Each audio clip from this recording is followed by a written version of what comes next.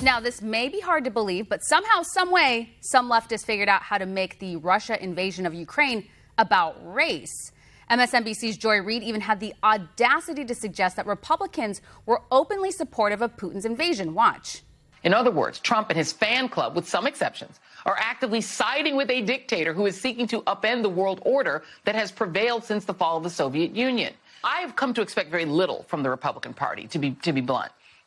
I understand that they prefer autocracy. They want a white nationalist autocracy in the United States. They believe that white Christians are beleaguered and need to rule the United States without elections. Got it.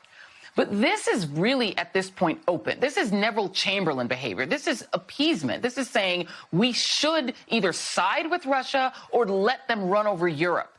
That is new. I feel like that is something Trump brought to the table. Putin is a bad guy, and when Republicans call out Biden for his weak leadership, that is in no way a sign of support for Putin. Meantime, I'm not sure if you noticed this, but Putin took a page out of the left's book when he used a false Nazi narrative to justify the attack on Ukraine. I decided to conduct a special military operation. It aims to protect people who have been bullied and subjected to genocide by the Kiev regime for 8 years. For that, we will strive to demilitarization and denazification of Ukraine, and will bring to justice those who committed multiple bloody crimes against civilians, including Russian citizens. Join me now to weigh in, Air Force veteran and congressional candidate for New Jersey's 9th District, Billy Prempeh. Thank you so much for joining me. A lot to unpack here, but first let's start with Putin and his false claims of what's going on in Ukraine in regards to the treatment of the Ukrainians in some sort of way that is some sort of Nazi form. I mean, that is a leap. Yeah, it's ridiculous. And the thing that's upsetting about that is they're using this as an opportunity to justify this military invasion. And it's very sad what we're seeing. In all honesty, none of this would have been happening in the previous administration. I firmly believe that it probably wouldn't even be happening under the Obama administration. The Biden administration has been tremendously weak, and that's the reason why Putin's going around flexing like this. He believes if Joe Biden and the Democrats can lie, why can't he do the same?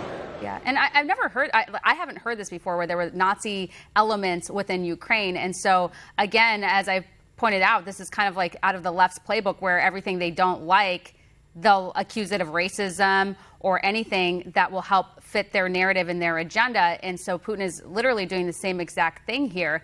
And then we have some folks in the mainstream media, like Joy Reid, who's going out and trying to suggest that Republicans are supportive of Putin. That is absolutely despicable. I don't know anybody in the Republican Party that's in support of Putin. I don't think anybody in the right mind can support what's going on out there. They're just using this as another opportunity to say, hey, well, we should focus on what's happening in Ukraine. We should protect the borders of Ukraine, but we're not paying attention to the border we have in the United States. It's just another dog whistle that they're using. For Trump's entire administration, they said that he was buddy-buddy with Vladimir Putin, and that wasn't necessarily the case. It's better to be close to your enemies than to be so far away. And Putin knew better than to actually mess with the United States. You're right. I've never heard a Republican say out loud that they're supportive of Putin. In fact, Republicans have been saying the opposite for so long and warning about what would happen under Biden's leadership if Putin saw an opportunity there. And we're seeing that play out right now. Elections matter.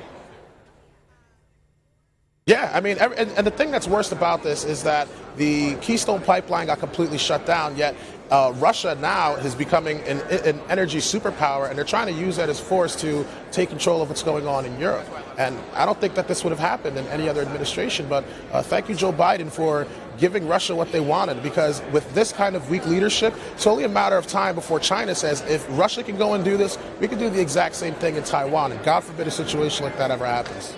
Yeah, no, and the situation's so dire there. I'm sure you've seen a lot of the videos that are going viral of what it's like on the ground. I can't imagine what the people of Ukraine are going through. We have people that are hiding in subways. And if you look at the situation there, not everyone has the opportunity to leave town. A lot of people don't have cars, and the cost to leave town is in the thousands of dollars if people are trying to get on a bus or get on to have somebody drive them out of town. I heard there's some reports of it being up to $10,000. Yeah, it's really unfortunate. It really is unfortunate. And to the people of Ukraine, I just want to say, hold strong, defend yourselves, protect your nation, because I think every country that's being invaded by a foreign threat has every right to defend themselves. And just hold strong. Russia, don't do this to the United States, because if you were to try it on us, be a completely different scenario. Yeah, and then I also heard some on the left trying to blame January 6th for Russia invading. They've also tried to blame President Trump. There's no connection there. I mean, again, it's so outrageous. What does January 6th have to do with Russia invading Ukraine right now? It has absolutely nothing to do, but I'll tell you what they're using it for. They're using it as a diversion tactic. Even my opponent that I'm going against in 2022, every single day he's talking about January 6th. Every single day he's talking about President Trump. Every single day he's shifting the blame rather than focus on his failures and focusing on the absolute failure of the Biden administration and the Democrat Party. They can't accept responsibility for the actions they're creating now, so they'll shift it somewhere else and say, hey, it's all because of January 6th. That's why Ukraine's being bombed. That's why Russia's getting stronger. It's absolute nonsense. President Trump hasn't been in office for well over a year. President Biden's in office now. Biden, you're the one that caused this mess. Yeah, we have a clip where they're making this link. We'll take a look at it and react. Roll tape.